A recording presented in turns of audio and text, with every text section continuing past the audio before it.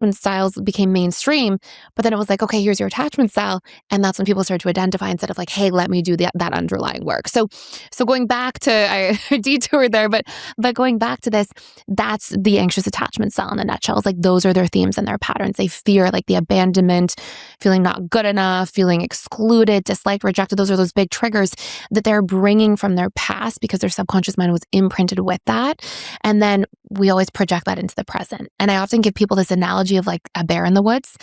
If you go into the woods tomorrow and you see a bear and you run from it and you're safe, thank goodness, but then the very next day you go back into the woods, well, what does your mind do? You're like bracing for the bear. You're like, the bear is coming, the trees blow in the wind, and you're like, oh my God, the bear.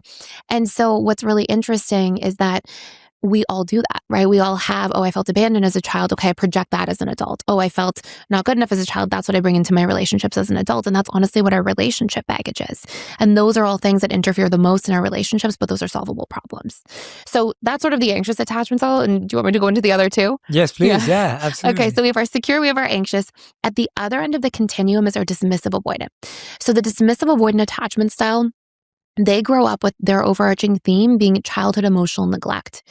And sometimes you hear that and you kind of imagine that, okay, this person is going through their childhood and, they have this really intense dynamic where they're alone at 3 years old and they're trying to find food. Like, of course, it can be these really extreme scenarios, but most often childhood emotional neglect is very much that you have these kids who food's on the table. So there's structure and order. They're at school on time, but their parents are not emotionally available and not attuned.